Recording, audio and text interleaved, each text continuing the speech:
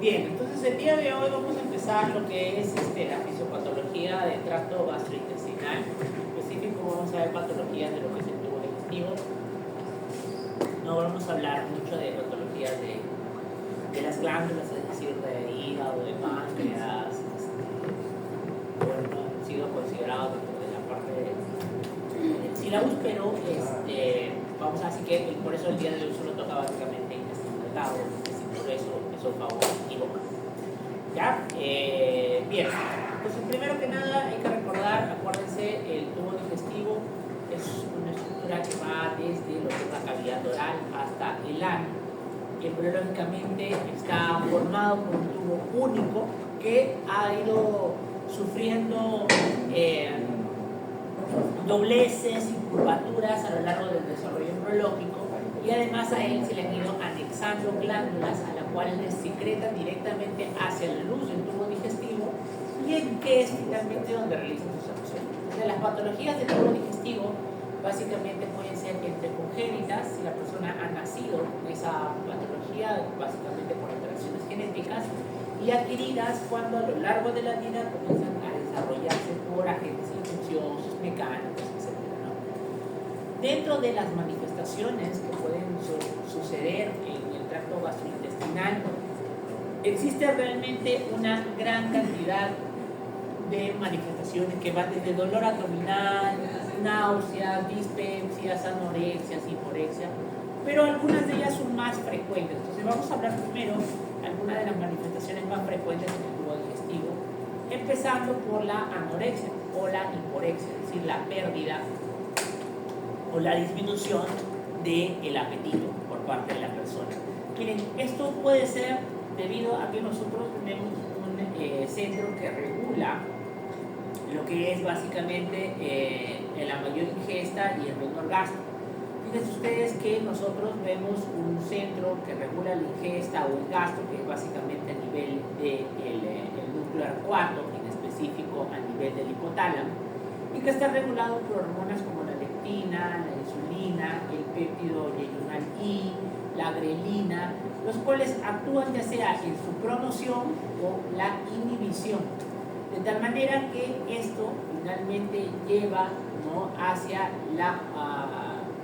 está conectado a neuronas de la corteza, en específico de la corteza prefrontal, por lo tanto se ve influenciado en la conducta, también en zonas más profundas como son en el diencéfalo, por lo tanto también mediante respuestas a nivel endocrino y el sistema nervioso autónomo, lo que conlleva a cambios en actitudes como son la ingesta alimentaria. En específico, la estructura que más está emparentada con la ingesta o la no ingesta es el hipotálamo. Los factores que influyen sobre la pérdida de peso están, por ejemplo, el hambre, que básicamente las contracciones del estómago, ¿no?, el hipotálamo, que es el que regula los deseos de los alimentos, el olfato, que es el que estimula la supresión mediante el olor, los fármacos, que mediante diferentes condiciones pueden aumentar o no disminuir. Fíjense, nosotros habíamos hablado en la clase pasada acerca de la patología renal, y la uremia, por ejemplo, es una sustancia, o son un grupo de sustancias que sobre el régimen del hipotálamo inhiben lo que es la sensación del apetito. Por eso es que una característica muy frecuente en el urémico es la pérdida del apetito con la anorexia. Así como que existen también factores emocionales que actúan sobre esta corteza que pueden inhibirla y por lo tanto hacer que la persona no quiera comer. Esos incluyen, por ejemplo, el temor, ansiedad, depresión. Por eso que los estados mentales también influyen sobre las ganas o no de la ingesta de alimentos. Otra de las manifestaciones clínicas que nosotros evaluamos en un paciente y que vemos muy frecuentemente en el tracto digestivo son las náuseas. Las náuseas es lo que nosotros conocemos como una sensación subjetiva, porque es algo que depende de nosotros cómo lo percibimos, no es algo objetivable como tal. Entonces es una sensación mal definida, desagradable. Y esta sensación de náuseas se debe básicamente a que ha habido una estimulación del centro del vómito. El centro del vómito que vamos a hablar más adelante. Entonces, esa estimulación del centro del vómito genera, ¿no?, dentro de la corteza la sensación mal definida y desagradable de malestar, que viene influenciada básicamente por qué cosa, por un aumento o una disminución muy marcada de la motricidad gástrica. El aumento, o sea, la taquigastria o la bradigastria, lleva un ritmo eléctrico que es fácilmente sensado por el nervio vago y que lo lleva hacia la estimulación del centro del vómito, lo que finalmente induce a lo que se conoce como las náuseas. Sin embargo, ustedes, como se habrán dado cuenta, cuando yo tengo náuseas, no solamente tengo esa sensación de malestar o de falta de plenitud gástrica, sino también tengo otros síntomas asociados. Por ejemplo, se habrán dado cuenta que ustedes suelen tener mucha salivación y además una palidez, ¿no? Se les pone un poco fría la cara, las manos, etc. Es porque va asociado a la activación concomitante del sistema nervioso autónomo, tanto algunas partes del sistema biosimpático como partes del sistema nervioso parasimpático. Por eso hay cialorrea, muy característico del sistema biosimpático, y vasoconstricción, ¿sí? Pues todo eso conlleva a una sensación de malestar desagradable, ¿no? Que finalmente puede terminar en el vómito. Y el vómito es el resultado. El vómito es un reflejo, es un movimiento reflejo producido porque lo que se busca es una expulsión forzada de la materia desde el intestino delgado, en específico del triángulo más proximal, hasta el estómago, y del estómago finalmente el esófago y hacia el exterior. ¿No? Buscamos eliminar aquellas partículas que se encuentran en el interior de esta parte del tubo digestivo proximal, porque podemos interpretar, o el organismo interpreta, que son pues dañinos, ¿no? Entonces, ¿cómo se da? Primero que nada, hay estimulación del centro del vómito, y esa estimulación del centro del vómito lleva mediante la activación del sistema nervioso simpático y sistema nervioso parasimpático, pero sobre todo a la activación del sistema nervioso entérico. Fíjense ustedes, el tubo digestivo se ve regulado motoramente tanto por el sistema nervioso parasimpático como sus propias neuronas que forman una red, la cual se conoce como el sistema nervioso entérico, tanto por el plexo de Meissner como el plexo de Auerbach. Estos plexos, juntamente con la acción del vago, llevan a tres elementos importantes. Uno, relajación gástrica. Entonces el estómago comienza a relajarse en el esfínter esofágico inferior, pero también en el esfínter pilórico. Por lo tanto, todo contenido que venga desde el triángulo proximal hasta el duodeno, del duodeno al estómago, puede pasar luego hacia el esófago.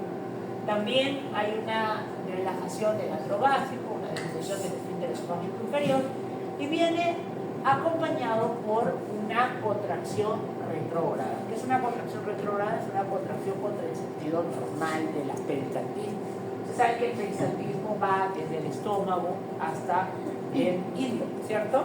Entonces, lo normal es eso, pero una contracción retrógrada es al revés, cuando la contracción promueve el peristaltismo del bolo alimenticio desde el yeyuno hasta el estómago y del estómago finalmente al esófago, ¿no? Entonces, eso puede llegar a pasar. Y a eso le agregamos que hay una contracción del diafragma hacia abajo, con los músculos abdominales y la pared torácica, que lo que hace es aumentar la presión hacia la cámara gástrica y por lo tanto aumentar la fuerza de expulsión del alimento. Y finalmente, esto es muy importante, el cierre de la glotis. ¿Por qué? Porque el esófago y el estómago saben que el esófago está conectado a la faringe en una misma vía común conjuntamente con la laringe. Si yo no cierro la glotis, el alimento que voy a vomitar va a terminar finalmente hacia la tráquea y va a terminar con una expiración, una neumonía aspirativa. Y eso es el vómito. Y la pregunta del millón es, ¿y por qué sucede el vómito? Pues el vómito sucede, como ya les dije, porque hay una activación del centro del vómito, lo cual está en el bulbo raquídeo.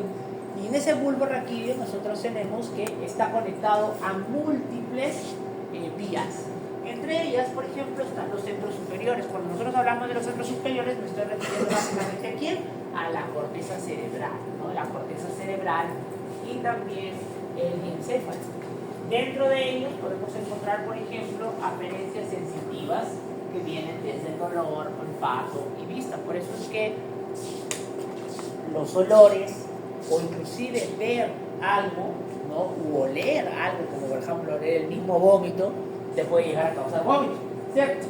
Porque están conectados directamente hacia centros superiores, y esos centros superiores tienen estímulo directo sobre la zona del centro del vómito a nivel del. No conforme con ello, también tenemos conexiones con el cerebelo, y el cerebelo manipula específicamente el arquicerebelo, el que ve lo que es el sistema vestibular, ¿no?, del equilibrio y del movimiento del cuerpo, ¿no?, el estado postural, está conectado al mismo cerebelo. Entonces el cerebelo que está conectado al centro del vómito también puede generar un estímulo directo y por lo tanto náuseas y vómitos. Es por eso que, si te has dado cuenta, el vértigo, que no es lo mismo que náuseas, sino el vértigo es eso que te mueves y te da vueltas, eso es vértigo. Y el vértigo puede producir también náuseas y vómitos. ¿No he conocido alguna vez un barco? ¿Te has dado cuenta que a veces hay tanto vértigo que te da ganas de vomitar? Ya, igual, ¿no? Pero esos centros superiores también incluyen conexiones hacia áreas como son la memoria, el sistema límbico, por lo tanto a la memoria a corto plazo, a los recuerdos, por ejemplo las emociones. Por eso que hay personas que se pueden poner tan nerviosas que ¡buah!, botan todo antes del examen, ¿no? Muy bien. Aquí nomás también estamos conectados a lo interno, como dicho, lo interno del cerebelo, ¿no? Hay otros que pueden, hay un área específica en el bulbo raquídeo que es capaz de estimular ávidamente al centro del vómito, que se llama el área postrema, y esa área postrema, no sé si recuerdan, está a nivel del cuarto ventrículo. Ustedes se acuerdan del cuarto ventrículo, ¿verdad? Sí. Protuberancia, bulbo raquídeo, acá está los pedúnculos cerebelosos superiores, inferiores y medios, está el cerebelo, ¿cierto? Y se forma como una especie de carpa, ¿no? Esa carpa que se forma es el cuarto ventrículo. Entonces, pegado hacia el bulbo y la protuberancia está el área área postrema. El área postrema es una área que estimula mucho al área del vómito, por lo tanto puede desencadenarlo de manera muy ávida, y lo hace mediante varios receptores que incluyen la dopamina, la acetilcolina, ¿no?, la fenocobalamina y la 5-hidroxitriptamina, que es básicamente un neurotransmisor, ¿no? Entonces, todos ellos pueden desencadenar a lo que es a la zona desencadenante quimioreceptora del vómito, y pueden, miren, son a su vez estimulados por fármacos citotóxicos, opioides como el tramadol, colinamiméticos, glucósidos, levodopa, bromocriptina, estos son medicamentos, pero también irritantes locales, ¿no?, radiación, bacterias, virus, tóxicos, estimulan mediante el receptor de la 5-hidroxitriptamina el estómago y el intestino delgado, y ellos que tienen aferencias directas hacia el área postrema, mediante aferencias vagales y simpáticas, pueden estimular. Pues es que la diarrea, la gastritis, la distensión gástrica por mucho alimento puede generar vómitos, ¿no? Muy bien. La misma faringe, la faringe tiene receptores locales para poder generar una comunicación directa con el núcleo del tracto solitario, que está conectado con el centro del vómito, ¿no? Ustedes han visto que muy desafortunadamente existen personas que tienen problemas de anorexia, etcétera, bulimia, y que lo que hacen es introducirse el vómito como tocando acá, ¿no?, el paladar blando, el paladar duro, porque ahí hay muchos receptores para el vómito. Entonces, al haber receptores para el vómito, rápidamente estimulan al centro del vómito y hasta automáticamente puedo inducir esa reflexión. ¿Ven? Muy bien. Vamos ahora a hablar de las enfermedades glandulares. Y una de las enfermedades glandulares que vamos a ver son las enfermedades periodontales. Esas en realidad son enfermedades que no van a ver mucho ustedes. Pues en realidad deberían conocerlo igual, pero lo que le dan habitualmente más tratamiento son los odontólogos, ¿no? Las enfermedades periodontales son enfermedades que se dan a nivel principalmente de la gingiva, ¿no?, o de las encías, y de las encías y de las piezas dentales. ¿Y por qué sucede? Porque nuestra boca es un lugar de múltiple cantidad de floras bacterianas. Todo lo que comemos termina en la boca. Ahora la gran pregunta, ¿todo lo que comes termina pasando al estómago, al esófago? No, hay parte del alimento que se termina quedando entre nuestros dientes. Y es por eso que nuestra boca puede ser un fruto o un pan de cultivo para las bacterias si es que no nos lavamos los dientes. Sobre todo si usamos hilo dental, ¿no? Ustedes escucharán que casi todos los dentistas se van diciendo que debemos usar hilo dental. ¿Por qué? Porque los alimentos se van a quedar en forma de micropartículas alrededor de la encía y el diente. siempre se van a quedar ahí una pequeña cantidad. Es más, yo te invito ahorita que si has terminado de almorzar, agarras, si no te has lavado el diente, vas a agarrar con tu mínimo dedo para que te dé asco, ya, vas a agarrar y vas a agarrar el borde de tu diente y lo vas a cruzar y vas a ver cómo sale con una placa muy delgadita blanca. Eso que estás cogiendo es alimento. Por eso tienes que lavar los dientes. Esa placa de alimento, si no es alimento nomás, ya es una placa bacteriana, ahí van a crecer las bacterias. Y ahí es donde da la gingivitis, muchachos. Cuando a ti te comienza a sangrar la boca después de lavarse los dientes, es porque ya pasó a una infección y eso es gingivitis. Acá alrededor se forma una vasodilatación intensa, tan intensa que cuando tú haces un cepillado, lesionas la piel, lesionas esos vasos pequeños y sangra. Entonces, la gingivitis es índice de una mala higiene dental. Y por eso es importante utilizar hilo dental, porque el cepillo de dientes solo va a sacarlo de encima, no va a sacarlo de acá. Y va a sacar menos de lo que hay entre los dientes, que ahí es donde se suele acumular. Por eso es que usar hilo dental. A eso hay que agregarle que a veces, a ver, ¿cuántos se lavan acá los dientes después de cada comida? Todos, seguramente. ¿Cuántos realmente? No lo sé. Muy bien, listo. A veces aquí, esa plaquita que yo te digo que te invito que lo hagas después de que te alimentes, vas a ver, esa plaquita no se va a quedar como eso blandito para siempre.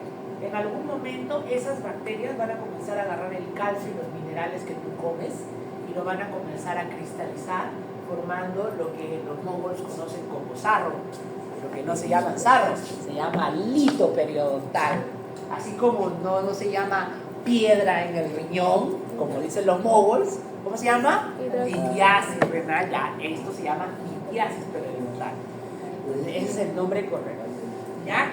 ¿Qué es lo que pasa? El germen no es tonto. La bacteria se mete adentro del cálculo y afuera solo expone las sales. Entonces, con el tiempo, tú te vas a dar cuenta que va a ir creciendo, va a ir creciendo, va a ir creciendo. Si nunca vas al odontólogo, peor todavía, va creciendo, hasta que en algún momento tú no sientes ninguna molestia. Y no vas a sentir ninguna molestia, ¿por qué? Porque todos los huecos que están acá están llenos por ese sarro. Entonces, cuando por fin, ¿no? Un día vas con tu peor es nada y le vas a dar un beso y entonces tu peor es nada se desmaya del terrible olor de boca que tienes, de la halitosis, tú decides ir al odontólogo. Y cuando vas al odontólogo tienes toda una placa acá y esa placa te la va a sacar porque esa placa se puede sacar. Pero resulta que cuando te la sacas, te coge el odontólogo y tú te encuentras con esto. ¿Qué ha pasado aquí? Si se ve, ¿no? Porque los ojos están no es pesado, está limpio. ¿Lo ha degradado? ¿Sí? Hay una retracción de las encías. Con el tiempo, la inflamación hace que la encía se hipertrofie y se reduzca. Entonces, el diente se ve más desnudo. ¿Ya? Y entonces, este diente es más fácil de salir. Entonces, ¿tú qué te quejas? Te vas y le dices, pucha, fui al dentista, que encima cobran caro, estos sujetos no son médicos, no son como yo, que yo sí puedo recetar, ciprofloxacin, ellos no son nada, dices, ¿no? Encima vos me has cobrado un montón de plata, yo no cobro lo mismo por la consulta, salgo, termino y siento sensibilidad por la boca, siento como huecos cuando paso por la lengua. ¿Qué ha pasado? ¿Te han mochado dientes? No. Lo que ha pasado es que tú no sentías nada porque todo eso estaba lleno de la placa, pues, del sarro, mal llamado sarro. Entonces, cuando lo has sacado, ves que ya tienes retracción de encías. Eso, chicos, no tiene reacción. No hay forma de volverte a llenar las encías. Por eso tienes que lavarte los dientes. Y si en algún, mira, a veces puede ser tan severo que ya cuando el dentista saca el cálculo, ya ni siquiera encuentras dentina. O sea, hay dentina, pero aparte de la dentina ya le empiezas a encontrar abajo el esmalte. Ves una placa más amarilla, ¿no? El diente se ve más amarillo. A veces la gente cree que es el hueso. No, afortunadamente no es el hueso, ¿no? Pero ya ese diente fácilmente se puede salir. Y a veces con el tiempo peor. Ya no solamente es esto, sino el hueso del maxilar superior e inferior se retrae. Tanta inflamación por ahí. Muy bien, pérdida ósea, ¿no? Una situación más grave que puede haber. La sialidinitis crónica es la inflamación crónica de las glándulas salivales, ¿no? Las glándulas salivales, que son las más pequeñas, que son las microscópicas, que están a lo largo de toda la mucosa labial y toda la mucosa lingual, ¿no? Y las más grandes. ¿Cuáles son las tres glándulas más grandes de saliva que tenemos? A ver, sublingual, parótida y submaxilar. Muy bien. Y cada una tiene su drenaje. ¿Cómo se llama su drenaje de la submaxilar? Wharton. ¿Ah? El conducto de Wharton. Wharton. Muy bien, doctora. El conducto de Wharton. ¿Y el de la parótida? Esteno. ¿Y el de la sublingual? Rivinus. Rivinus. Muy bien, es el conducto de Rivinus. Entonces, ¿qué pasa? Que estos conductos a veces se pueden llenar de un hilo, porque así como se forman sales alrededor de los dientes, también pueden formarse hilos, a veces, desgraciadamente, en el interior justo del conducto donde va a drenar. Y eso obstruye a la glándula, hace que se inflame porque no puede salir su contenido y da la sialidinitis crónica. Afortunadamente eso no es algo muy frecuente, ¿no? Y así se ve. Miren, esto que debería verse así, no es todo bonito, conductos, son ductos totalmente dilatados e infiltrados por una gran cantidad de puntos negros, azulados. ¿Qué son esos? Linfocitos, pues. Es una inflamación crónica, es de la sialidinitis crónica. Muy bien, seguimos. El cáncer de lengua. Nosotros hemos puesto este tema del cáncer de lengua porque es muy raro, pero bueno.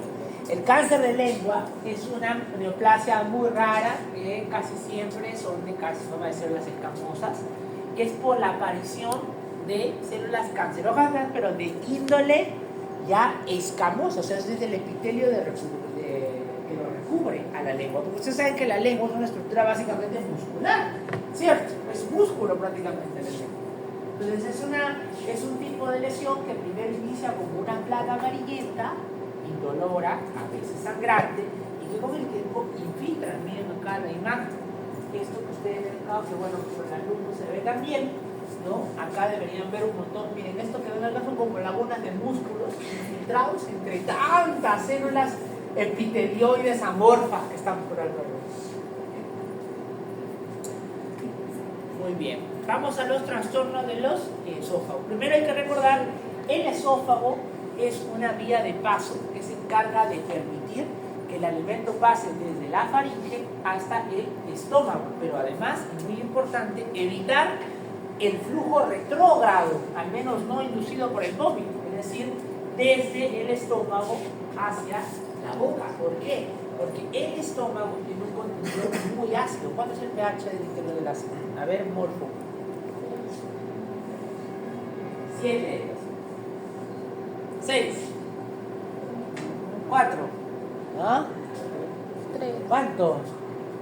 2 a 0,8 puede llegar a tener, chicos, ¿pueden creer tan máximo? Es claro, porque el estómago tiene en su interior ácido clorhídrico. El ácido clorhídrico es uno de los ácidos más fuertes que existe. ¿Ya? ¿Qué es un ácido fuerte? Es un ácido que tiene la capacidad de alta capacidad de liberación de hidrógeno. Nuestros ácidos del cuerpo, la mayoría son ácidos débiles, tiene una cantidad de liberación de hidrógeno muy pobre, ¿no? El único ácido fuerte que nosotros fabricamos, el único, es el ácido clorhídrico. Y lo secretamos en el estómago. Entonces, nuestras células no están preparadas para recibir esa cantidad de ácido. Por eso es que debe evitarse el flujo retrógrado de sobremanera. ¿Ok? Muy bien. ¿Listo? Dicho sea de paso, una vez que pasa acá el estómago pasa. ¿Y cuánto tiempo se demora más o menos el estómago en vaciar el alimento?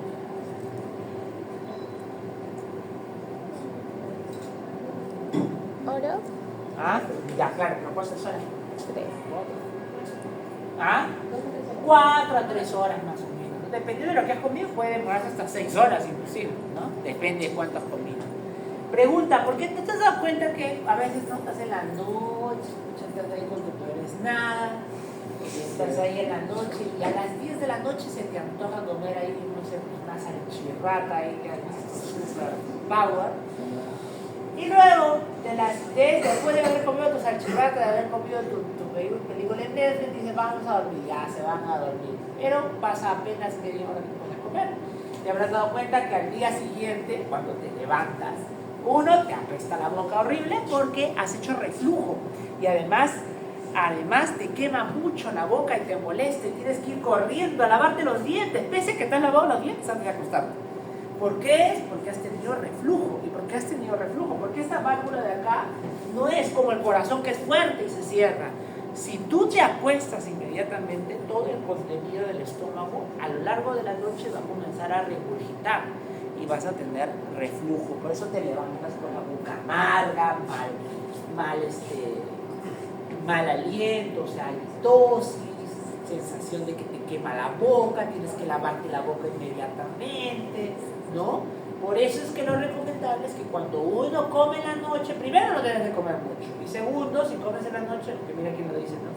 Bueno, y segundo, si comes, no debes irte a acostar después de ¿cuánto tiempo? 2 horas. 3 a 4 horas. Tienes que esperar el tiempo a que el estómago se vacíe para que no te dé reflujo durante la noche. ¿Ya? Muy bien.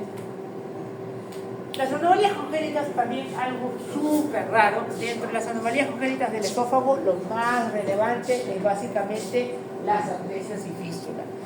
Fíjense, la atresia es cuando hay una pérdida de continuidad del tubo digestivo, en este caso del esófago, ¿no? Porque no se ha terminado de formar o no se han unido adecuadamente dos segmentos que debieron estar completamente unidos. Y la fístula es la comunicación anómala de un tubo o de un órgano hacia otro. Y digo anómala porque existen uniones normales, uniones corrientes. No existe fístula pancreato-duodenal, al menos no la del coledo, no es la del coledo, porque esa no es una fístula, no es una unión, no es una comunicación anómala, es normal. La fístula es cuando tienes una comunicación anómala, formal. Entonces, dentro de las formas de alteraciones, atresia, fístula y lubricación esofágica, la más frecuente pregunta del ENAM, siempre lo preguntan los viejitos, ¿no? Para preguntar, ¿no? Pero claro, todo el mundo ataja siempre esta pregunta, porque es lo que siempre pregunta, que es, ¿cuál es la forma más frecuente de malformación congénita del esófago? De lejos, ¿no? De lejos, atresia proximal y fístula distal. Atresia esofágica superior, fístula esofágico-traqueal distal. ¿Ya? Muy bien. ¿Cuánto porcentaje? 87% lejos. Todo lo demás son sumamente rarísimos. ¿Ya? ¿Qué cosa provoca? Cianoreacumosa, formación de burbujas alrededor de la nariz, tos, vómitos, cianosis, dificultad respiratoria. ¿Dónde lo encontramos esto? En el adulto, ¿no? En el adulto, ¿cierto? No, en el niño, desde que nace nomás se encuentra un chico, desde que va a tomar su lechecita, el pobre bebé, y lo vomita y lo regurgita y todo lo para vomitando. Hay que descartar eso. Muy bien. Disfagia. La disfagia, ¿no? La disfagia es una sensación subjetiva, porque depende de tu percepción de la dificultad para deglutir. Por lo tanto, disfagia y náuseas, ¿qué son? ¿Signos o síntomas? Son signos, ¿verdad? No, son síntomas. Los signos, ¿te acuerdas de la primera clase? Bueno, conmigo no tenía, pero ya estaba en la diapo. Que era, los signos son objetivables, yo los puedo ver, medir, palpar, observar, escuchar. Los síntomas son lo que me refiere el paciente, por eso siempre son subjetivos. Yo no los puedo medir, El dolor, ¿qué cosa es? ¿Síntoma o síntoma? Síntoma. Es un signo, ¿no? Síntoma. Ah, muy bien, es un síntoma. ¿Se puede medir? No, existen formas de medir las medias subjetivas, de poniéndole caritas o diciéndole del 1 al 10, pero eso es una forma inexacta. No hay una forma certera, pues son subjetivos, depende de la percepción de cada persona. Lo que para ti es 10, para el otro puede ser 1, ¿no? Muy bien, entonces, La disfagia es la dificultad para deglutir y se puede dar porque hay una alteración o bien del espejo de la deglución, entre los cuales incluyen 5 al 9, al 10 y al 12 de los pares craneales, o por una alteración del tracto gastrointestinal superior que incluye esófago y estómago, ¿no? ¿Por qué se produce la disfagia? Bueno, puede ser porque hay un estrechamiento esofágico, por pérdida de secreción salival. ¿Por qué la pérdida de secreción salival puede provocar disfagia?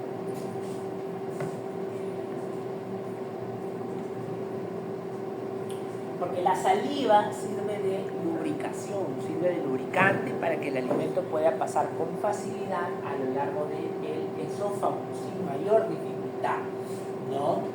Si no hubiera saliva, chicos, el alimento rasparía a lo largo de la mucosa y sería más difícil pasar, a ver, pasándolo a cada rato, porque no hay facilidad, aunque esté a favor de la gravedad.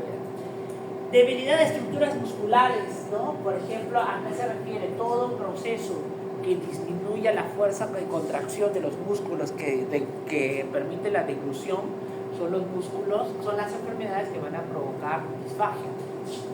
Miastenia gravis, Guillain-Barré, ¿no? Enfermedades cerebrovasculares, con infartos, etcétera, pueden provocar disfagia no porque no haya saliva, no porque el bolo alimenticio sea muy grande, sino porque el músculo, al no poder contraerse bien, no puede ejercer ondas peristálticas para permitir el pase, ¿no? Fibrosis de los tejidos, los signos y síntomas son todos sensación de ahogamiento, etc. Ya. Vamos a la primera patología esofágica, que es la acalasia. Hola. En la nanometría, ¿qué exactamente miden? ¿Cómo? En la nanometría. La nanometría mide las presiones en el interior del esófago y el estómago. ¿Pero te ayuda en disfagia? O sea, ¿tiene algo que ver? Sí, porque no para el diagnóstico de la disfagia, sino para el diagnóstico de la causa, porque la disfagia no es una enfermedad, la disfagia es un síntoma. Por lo tanto, puede ser debido por múltiples enfermedades, por ejemplo, la que vamos a ver ahorita. Y en específico la nanometría sirve para esto. Miren, la nanometría, como decían los compañeros, mide las presiones en el interior del tubo digestivo. Nosotros, a pesar de que el tubo digestivo puede relajarse, construirse, se maneja entre parámetros de cuánto de presiones debe de tener. Entonces, la acalasia es una enfermedad dependiente del esófago, donde el esófago más distal, en específico el esfínter esofágico inferior, está regulado por dos neurotransmisores en específico. El que aumenta la constricción, acetilcolina, y el que la inhibe, que es el óxido nítrico, permite la relajación. Entonces, ¿qué sucede en la acalasia? En la acalasia yo tengo una pérdida de la inervación selectiva inhibitoria, o sea, pierdo a los neurotransmisores que permiten la inhibición de la contracción. Por lo tanto, ¿qué tengo como resultado? Una contracción más marcada y permanente, ¿no? Como es preferiblemente, ¿no?, del esfínter esofágico inferior, entonces lo que va a suceder es que el alimento lo degluto, lo paso, y cuando quiera llegar al estómago no puede, no pasa. Eso genera como resultado ondas peristálticas secundarias. ¿Se acuerdan ustedes el morfo? Pues entendido que cuando deglutimos el alimento pasa desde la faringe hacia el estómago gracias a ondas peristálticas que ayudan a moverlo hacia abajo. Pero que si por algún motivo no era suficiente y el bolo alimenticio se quedaba, porque era muy grande, inmediatamente localmente habían contracciones que se llamaban peristálticas secundarias. Entonces, en la acalasia puede haber ondas peristálticas secundarias en la parte más arriba del esófago, porque en la parte más distal se pierde, por arriba del esfínter esofágico inferior, se pierden las excitatorias. Por eso es que, como resultado, hay dos cositas: una contracción sostenida del esfínter, pero una dilatación marcada de la parte por acá. Entonces, ni este puede hacer así y botarlo hacia abajo, ¿no? Y solamente este de acá está ahí. Por eso es que este de acá, muchas son las peristálticas, y este más bien hay una ausencia de peristálticas, ¿no? Eso es en la acalasia. Entonces, la acalasia tiene dos formas de presentarse: primaria, cuando no hay una causa aparente, no se sabe. Se cree que por ahí algunos unos anticuerpos contra unos receptores, pero nada, la ciencia es cierta, todos son puras hipótesis, nada más.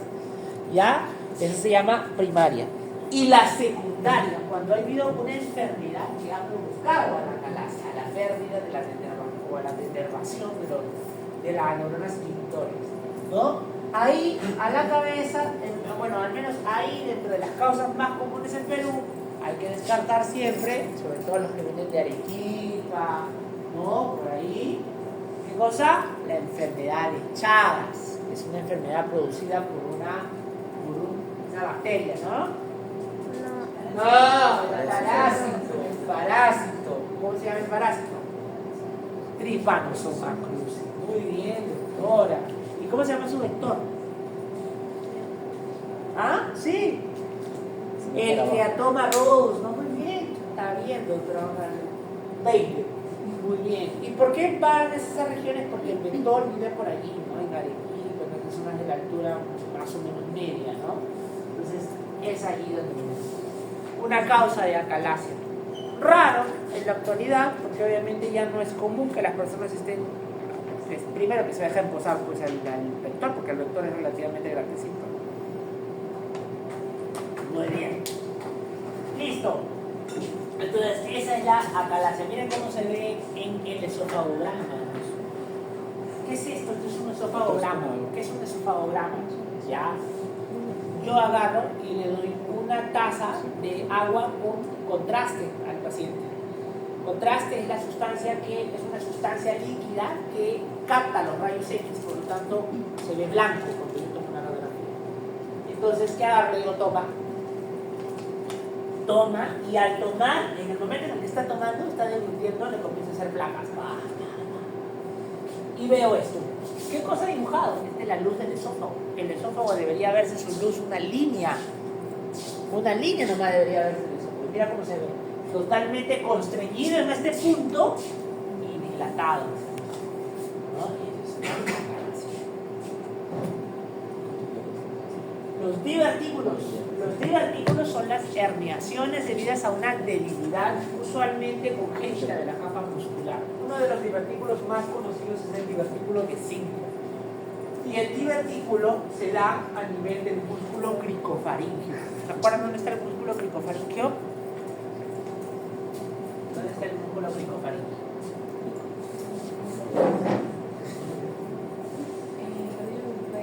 ¿Ah? Cricofaringio. ¿Qué cosa es cricoides? ¿Qué cosa es cricoides? Ya, ¿de quién? De la laringe, pues chico, de la laringe. ¿Cuál es cricoides, aritenoides, epígrafe, corniculado, uniforme? Pues mala suerte todo, me acuerdo. Muy bien. Entonces, ¿qué pasa? Que nosotros, miren, la faringe, antes de pasar al esófago, están los constrictores superiores, medios, inferiores, ¿cierto? Ya, entre el constrictor medio y el esófago, la musculatura del mismo esófago, hay una parte que justo corresponde al músculo cricofaringio, que tiene una muy delgada capa de músculo comparada a la de los constrictores y el esófago mismo. Entonces, hay personas que nacen con una debilidad mucho mayor encima a esa capa muscular. Y eso es lo que provoca el divertículo de C, que es una dilatación del vertículo hacia atrás. Habitualmente estos pacientes pues, tienen alimento atrapado, tienen esofagitis, a veces se puede llevar a ulcerar, tienen sensación de disfagia, que el cuerpo tiene como un punto ahí, no puede pasar. Muy raro, pero también muy preguntado. Vamos ahora al síndrome de Mallory-Weiss. El síndrome de Mallory-Weiss es una complicación muy grave que sucede por un desgarro de la mucosa esofágica, ¿ya? Y ese desgarro lleva finalmente a pérdidas considerables de sangre, ¿ya? Debido al desgarro de la mucosa. Es decir, puede provocar hemorragia digestiva alta. ¿En quiénes aparece el síndrome de Mallory-Weiss? Puede aparecer en el alcoholismo crónico después de un periodo largo de COVID. Este síndrome se caracteriza porque hay una relajación inadecuada de... A ver, ¿qué sucede durante el vómito? En el vómito hemos dicho que hay una relajación del esfínter esofágico inferior del píloro, y que por lo tanto el contenido del yeyuno ilio debe de pasar, del duodeno yeyuno debe de pasar hacia el estómago, del estómago al esófago y luego a la boca. Pero para eso tiene que haber una relajación del esfínter esofágico superior. En el síndrome de Mallory-Weiss, la persona hace una relajación del esfínter esofágico superior al momento del vómito muy lenta, de tal manera que cuando va a vomitar, el vómito se encuentra con una resistencia muy alta arriba y eso provoca un desgarro de la mucosa esofágica, ¿no? Entonces provoca hepatitis. Eso también lo puede provocar, por ejemplo, ya más raro, gracias a Dios, en el síndrome emético, por ejemplo, ¿no? El síndrome de la hiperemesis gravídica, ¿no? Ustedes a su mamá, pregúntale cuántos los querían en el primer trimestre de embarazo. Te va a decir, sí, los querían un montón. ¿No? ¿Por qué? Porque la tenías todo el día en el baño, vomitando. ¿No? Algunas, no todas. ¿No? Entonces, tenías vomitando. Porque la hormona gonadotropina coriónica humana, que es la que provoca la placenta en las primeras semanas, también hay un me faltó poner en el gráfico, también induce el sexo del vómito. Por eso es que la pobre mujer está en la primera semana vomitando, ¿no? Mientras el pico de hormona gonadotrópica esté muy alto. Muy bien.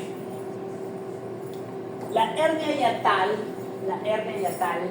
se produce porque hay un deslizamiento por parte del estómago hacia arriba del diafragma. Pero eso trae consigo complicaciones. Porque para empezar, tienes que recordarte que quien evita que pase el contenido del estómago al esófago es 1, el esfínter esofágico inferior, 2, la prensa del diafragma, y 3, hay una válvula muy importante que se da porque cuando el estómago está con alimento, empuja al fondo, el fondo empuja a la unión con el esófago y hace esto, como que se cierra, se comprime. ¿Cómo se llama esa válvula? Esa válvula producida porque el estómago está lleno. Empieza con J, la válvula de Gúbaro. ¿Ah? Gúbaro. Muy bien, doctora. ¿Pero no era con G? ¿Ah? ¿No era con G? Jubara. Ah, pensé que era con G. Claro, Jubara. Pero usted dijo que comienza con J. Con J.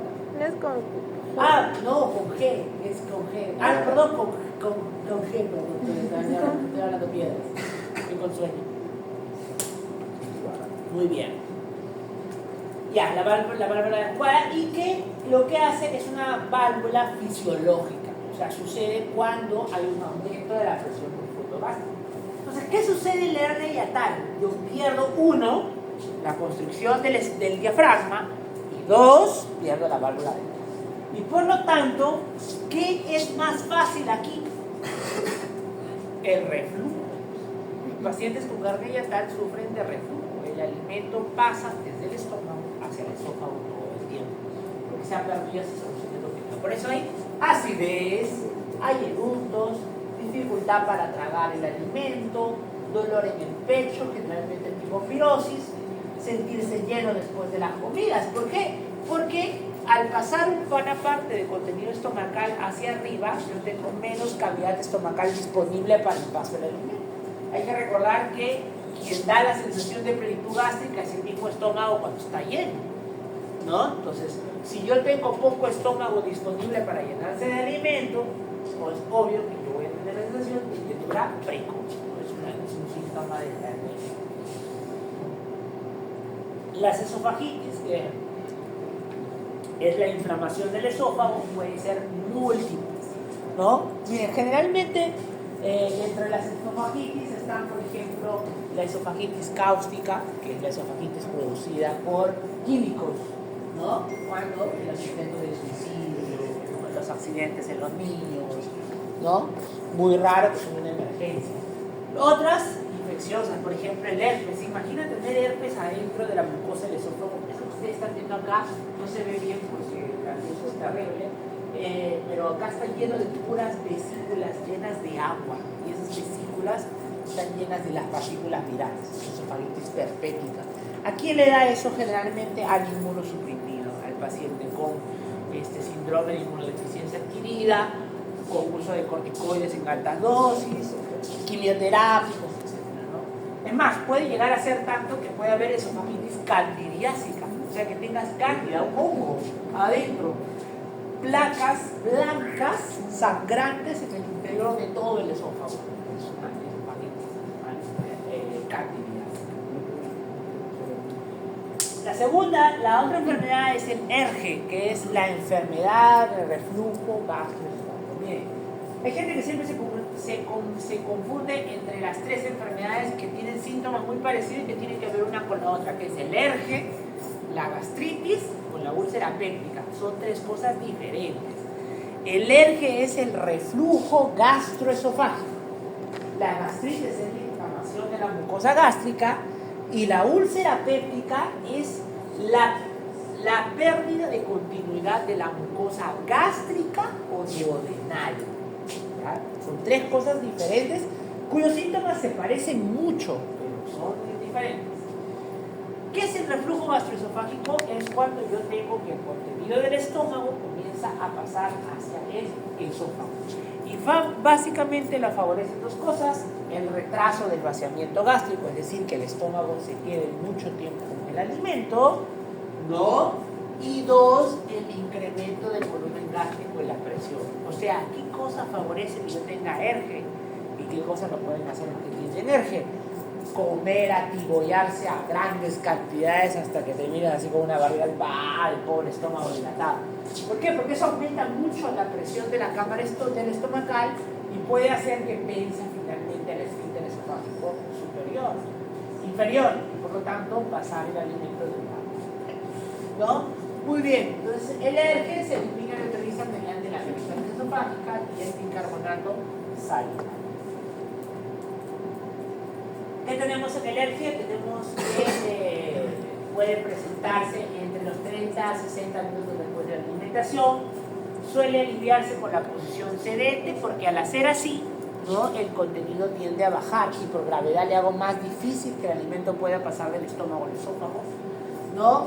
Disfagia. La pirosis, ¿qué es la pirosis? La pirosis es el dolor torácico retroesternal urente. Repito, la pirosis es el dolor retroesternal urente, ¿no?, torácico. O sea, es cuando te duele detrás del pecho, del esternón, pero es un dolor no como el de la angina, sino es un dolor que quema. ¿Alguna vez te ha pasado? ¿No? Ya, por ejemplo, te acuestas, ¿no? Lo que te dije, te vas a acostar inmediatamente después del alimento y al día siguiente, durante la noche, hasta que te arde, te quiebra acá. ¿Qué cosa es eso? ERGE, ¿no? Muy bien. Regurgitación, la hematemesis. ¿Qué cosa es la hematemesis? ¿Qué cosa es la hematemesis? ¿Ah? El vómito con sangre. Eso es hematemesis. El vómito con sangre es hematemesis, se llama. Muy bien. Tendencia a desarrollar esófago de Barrett. ¿Qué cosa era el esófago de Barrett? ¿Quién se acuerda? Una metaplasia. Una metaplasia. ¿Cambio de qué epitelio a qué epitelio? Es como a glandular pseudoestratificado, ¿no? O sea, estratificado, ¿no? No, estratificado no, glandular columnar. Muy bien. ¿Y por qué se da? ¿Por qué el esófago de Barrett puede aparecer en el ERGE? Porque es un intento desesperado de la mucosa esofágica para poder abordar la cantidad de ácido que tú le estás aportando. Entonces, ¿qué hace? Cambian los genes que codifican las características diferenciales de sus células para convertirlo en células glandulares, ¿no? Entonces, como consecuencia, ¿qué pasa en el ERGE? Que el gastroenterólogo le hace la endoscopía y al hacerle la endoscopía encuentra esto. Este punto que ves acá arriba es esa mucosa pálida es la mucosa esofágica y la mucosa que está por debajo, más rosada, es la mucosa gástrica.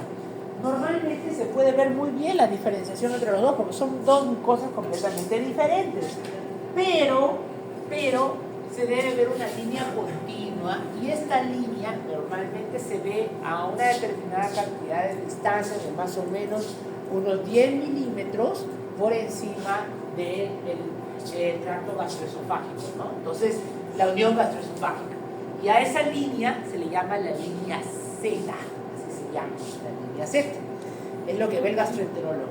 ¿Qué pasa con la línea Z en el paciente con Gergen, que el gastroenterólogo entra con la endoscopía y encuentra la línea Z más arriba. Y no conforme con eso, miren acá, ¿se ve todo uniforme? No, miren, hay más hacia arriba, ¿ven? Como está inconforme, no es una línea horizontal, sino es una línea irregular, ¿no? Eso que ha pasado ahí es una metaplasia. Y esa metaplasia es producida por el R, ¿no?